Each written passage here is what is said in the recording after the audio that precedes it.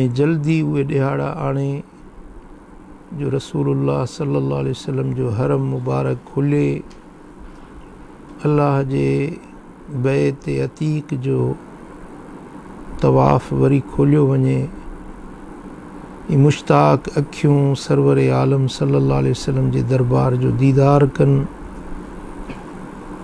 ऐं वरी उहे दुनिया जूं रौनकूं अल्लाह ताला जल्ल शानो बहाल फरमाए ॾिए। असुल में ही जेका इंसानियत जे मथां तकलीफ़ आई आहे, इहो सभु असांजे अमलनि जी शामत आहे। क़ुरान मजीद में अल्लाह अज़्ज़ व जल जो इरशाद फरमायो आहे, वमा असाबकुम मिन मुसीबतिन फबिमा कसबत ऐदीकुम, तव्हांखे जा बि मुसीबत पहुचे थी इहा सभु तव्हांजे हथनि जी कमाई आहे, यानी तव्हांजे अमलनि जी शामत आहे। इंसाननि जे बदअमलियुनि जे करे, गुनाहनि जे करे, बेफ़रमानियुनि जे करे इंसाननि जे मथां मुख़्तलिफ़ क़िस्मनि जूं तकलीफ़ूं ईंदियूं आहिनि, कॾहिं उन जी जान में, कॾहिं उन जे माल में, कॾहिं उन जे अयाल में, कॾहिं उन जे कारोबार में। इहे जेकी बि तकलीफ़ूं अचनि थियूं, इहे सभु इंसाननि जे अमलनि जी शामत आहे। ऐं हिन दौर जी सभ खां वॾी शामत ऐं सभ खां वॾो इंसाननि जो जेको गुनाह आहे, उहो उरियानी, फ़हाशी, बेहयाई, बेपर्दगी ऐं बदकिरदारी हिन दौर जी सभ खां वॾी मुसीबत आहे।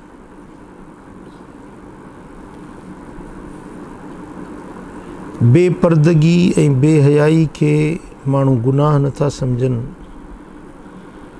उरियानी ऐं फ़हाशी फैशन बणिजंदी पई वञे। इंसान नंग, गैरत, इफ़त माण्हुनि मां मोकिलाईंदी पई वञे। सतुर, पर्दो, हया माण्हुनि मां मोकिलाईंदो पियो वञे। सुनन इब्न माजा में हज़रत सैयदना अब्दुल्ला बिन उमर रज़ी अल्लाह तआला अन्हु खां मरवी हदीस आहे, रसूल अकरम सल्लल्लाहु अलैहि वसल्लम जन सहाबा किराम खे मुखातिब थी फरमायो, लम तज़हरिल फ़ाहिशतु फ़ी क़ौमिन क़त्त हत्ता युअलिनु बिहा,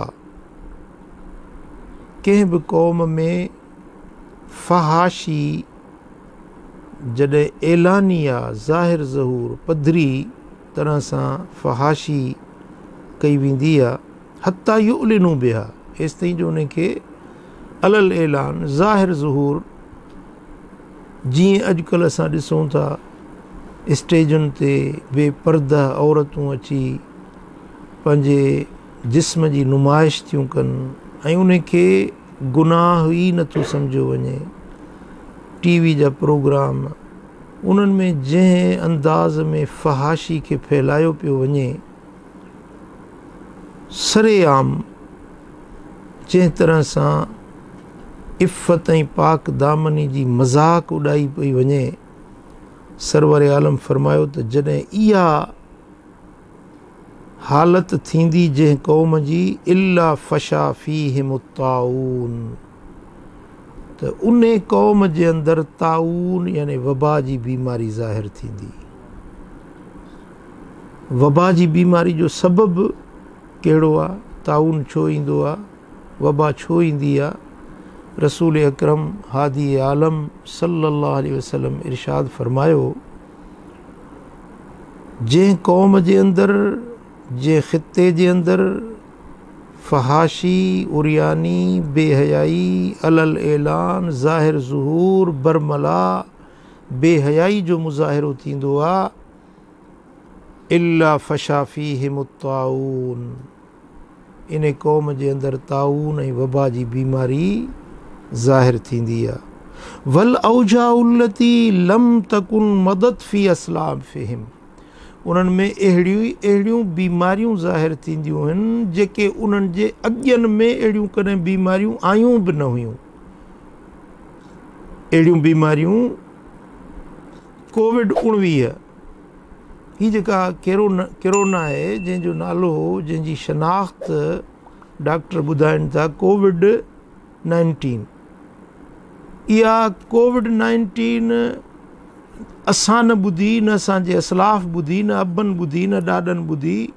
रसूल अकरम सल्लल्लाहु अलैहि वसल्लम फरमायो त उन्हनि में अहिड़े क़िस्म जी बीमारी ईंदी जेका उन्हनि जे अबनि ॾाॾनि बि न ॿुधी हूंदी, उन्हनि ख़ुदि बि अॻ में न ॿुधी हूंदी। अहिड़े क़िस्म जी बीमारी उन्हनि में ईंदी, मुसीबत उन्हनि जे मथां वारिद थींदी। उनजो सबबु कहिड़ो हूंदो? बेहयाई, उरियानी, फ़हाशी, ज़िनाकारी, बदकिरदारी, जंहिंखे अॼु क़ौम भोॻे रही आहे। ऐं पोइ जॾहिं बाहि ॿरंदी आहे त सुकनि सां गॾु सावा बि सड़ी वेंदा आहिनि।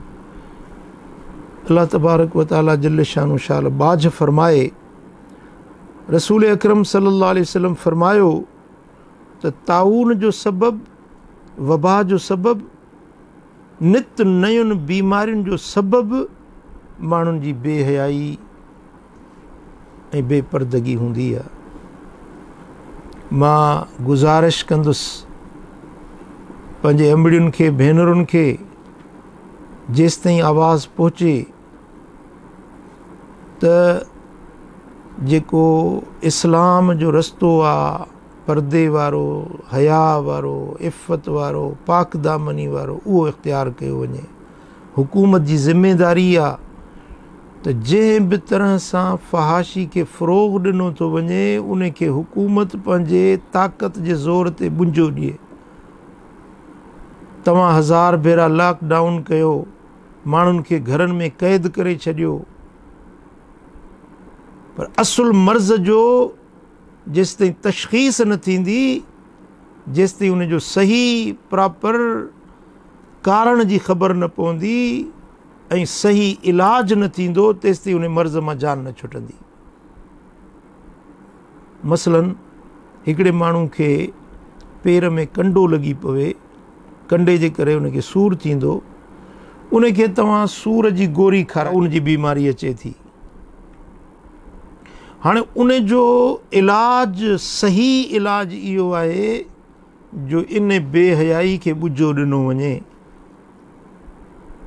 हया, सतुर औरतुनि जे लाइ जेका उनजी लिमिट आहे, उन्हनि में उन्हनि खे रहायो वञे, ऐं मर्दनि खे जेको शरई तरह हुकुम मिलियल आहे उन मुताबिक़ मर्द पंहिंजी ज़िंदगी गुज़ारे, औरत बि उन अंदाज़ में ज़िंदगी गुज़ारे जेका असांखे असांजे ख़ालिक ऐं मालिक ॾसी आहे।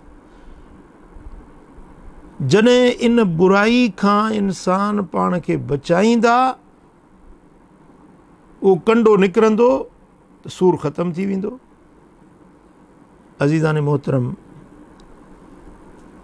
रसूल अकरम सल्लल्लाहु अलैहि वसल्लम जेका असांखे 1500 साल अॻु में वबा जे अचण जो सबबु सेखारियो ऐं सम्झायो आहे, असांखे उन रस्ते ते मोटिणो पवंदो। असांखे उहा वाट वठणी पवंदी जंहिं वाट ते असांखे असांजे नबी हलाइणु सेखारियो आहे। अज़ीज़ान मोहतरम, जॾहिं इंसाननि में बेहयाई वधी वञे थी, गुनाह वधी वञनि था, पोइ उन्हनि जे मथां आसमानी आफ़तूं, शामतूं, ज़मीनी शामतूं ऐं बीमारियूं ऐं मुसीबतूं, उन्हनि जे मथां तरह तरह जूं मुसीबतूं नाज़िल थियनि थियूं। रसूल अकरम सल्लल्लाहु अलैहि वसल्लम जन उन जो इलाज इहो सेखारियो ऐं सम्झायो ऐं ॿुधायो आहे त तव्हां गुनाहनि खां बाज़ अचो, बुरायुनि ऐं बेफ़रमानियुनि खां रुकिजी वञो, पंहिंजे रब ॾे रुजू थियो, पंहिंजे रब जे दर ते तौबा ताइब थियो, माफ़ी तलब थियो, गुनाहनि खां बाज़ अची वञो, अल्लाह राज़ी थींदो, तव्हांजा ॾुख दर्द तकलीफ़ूं लाहे छॾींदो। इमाम हाकिम रिवायत आणे थो, रसूल अकरम सल्लल्लाहु अलैहि वसल्लम फरमायो त अरबउन हक़्क़ुन अलल्लाहि अल्ला युदखिलहुमुल जन्नह, 4 कम अहिड़ा आहिनि जंहिंजे करण वारो अल्लाह जे मथां हक़ आहे त उनखे जन्नत में दाख़िल न कंदो, उनजो ठिकाणो जहन्नम आहे। 4 कमनि करण वारा इंसान 4 क़िस्मनि जे बीमारियुनि में, गुनाहनि में मुब्तला रहण वारा माण्हू, अल्लाह जे मथां हक़ आहे उन्हनि खे जहन्नम में विझे, उन्हनि खे जन्नत नसीब न थींदी। अल्लाह युदखिलहुमुल जन्नह, उन्हनि खे अल्लाह ताला कॾहिं बि जन्नत में दाख़िल न कंदो। वला युज़ीक़हुम नईमहा, अल्लाह ताला उन्हनि खे जन्नत जी नेमत चखाईंदो बि न। मुदमिनुल ख़म्र, शराब पीअण वारो, शराब ते हमेशगी करणु, शराब पीअंदा। हिन असांजे दौर में ॿाराड़ी में, नंढनि नंढनि ॻोठनि में, घर घर में ठरो ठहे थो। ठरो कचो शराब आहे, शराब जो क़िस्म आहे। ॿाराड़ी जे नंढड़नि नंढड़नि ॻोठनि में बि शराब पीतो वञे थो, ऐं इन शराब पीअण खे माण्हू गुनाह ई नथा सम्झनि। हालांकि रसूल अकरम सल्लल्लाहु अलैहि वसल्लम फरमायो त जेॾी महिल शराबी शराब थो पीए त उनजो ईमान ईअं निकिरी वञे थो जीअं माण्हू कमीस लाहींदो आहे, बदन तां कमीस लाहे छॾे। शराबी जो शराब जे नशे जी हालत में मलाइक उनजो ईमान फुरे वठंदा आहिनि। जेकॾहिं उन नशे जी हालत में मरी वञे त उहो बेईमान थी मरी वियो। ज़ानी जेॾी महिल ज़िना करे थो त उनजो ईमान कमीस वांगुरु मलाइक लाहे फुरे वठंदा आहिनि। ज़ानी जेकॾहिं ज़िना जे वक़्त में मरी वञे त उहो बेईमान थी मरी वियो। साईं फरमाइनि था त शराबी अल्लाह ताला जल्ल शान उनखे कॾहिं बि जन्नत में दाख़िल न कंदो। व आकिलो रिबा, व्याज खाइण वारो, व्याज वठण वारो। अॼु असां ॾिसूं पिया त शहरनि खां वठी ॿाराड़ियुनि ताईं, अमीरनि खां वठी ग़रीबनि ताईं, जंहिंखे बि जिथे मौक़ो मिले थो त उहो व्याज खे कंहिं न कंहिं सूरत में व्याज वठे थो, व्याज खाए थो, व्याज खे इस्तेमालु करे थो। हालांकि व्याज खाइण वारो उहो अल्लाह जी ज़ात सां जंग थो करे। जेको व्याज वठे थो, व्याज खाए थो, इहो अल्लाह सां जंग थो करे। ऐं तव्हां ॿुधायो त जेको अल्लाह सां जंग कंदो उहो कॾहिं कामयाबु थी सघंदो? व आकिलो मालिल यतीम, टियों यतीम जे माल खाइण वारो, यतीमनि जो हक़ फॿाइण वारो। साईं फरमाइनि था इन ते अल्लाह ताला इन खे कॾहिं बि जन्नत में दाख़िल न कंदो, कॾहिं बि इन खे जन्नत जी नेमत न चखाईंदो। वल आक़ लिवालिदई, अबे अमड़ जी बेफ़रमानी करण वारो, पीउ माउ जी दिलि ॾुखाइण वारो, अबे अमा जे दिलुनि खे रंजाइण वारो, इहो शख़्स अल्लाह ताला जल्ल शानु जे कहर ऐं ग़ज़ब खे दावत ॾेई रहियो आहे। रसूल अकरम सल्लल्लाहु अलैहि वसल्लम फरमायो त रिज़ाउर रब फ़ी रिज़ल वालिद व सख़्तुर रब फ़ी सख़्तिल वालिद।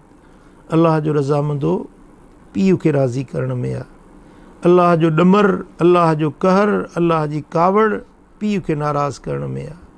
जंहिंजे मथां अबो राज़ी आहे उनजे मथां अल्लाह राज़ी आहे, जंहिंजे मथां पीउ नाराज़ आहे उनजे मथां अल्लाह बि नाराज़ आहे। मुस्लमान भाइरो, इहे शयूं आहिनि जेकी अॼु असां मुस्लमान सॾायूं बि था, पर असां इन्हनि खे गुनाह ई नथा सम्झूं। हालांकि अल्लाह वटि इहे कबीरा गुनाह आहिनि। कंहिंजी दिलि ॾुखाइणु, कंहिंखे ईज़ा पहुचाइणु, कंहिं जे मथां नुक्तचीनी करणु, कंहिंखे तानो ॾियणु, कंहिंजी ज़ात ते, कंहिंजे क़ौम क़बीले ते ताना ऐं मेणा हणणु, ए दौरे जिहालत जूं ॻाल्हियूं आहिनि जंहिंखे अॼु बि मुस्लमान अपनायूं अचनि पिया ऐं इहे शयूं आहिनि जेकी रसूल अकरम सल्लल्लाहु अलैहि वसल्लम जन फरमाया त अज़ियतुल मोमिन नक़्सिल कअबत सबईन मर्रा के मोमिन जी दिलि खे रंजाइणु एॾो गुनाह हुआ जीअं काबतुल्ला शरीफ़ खे अल्लाह जे घर खे 70 भेरा ड्राहे होॾो कंहिंजी दिलि खे रंजाए ऐं ॾुखाए। अल्लाहु अकबर।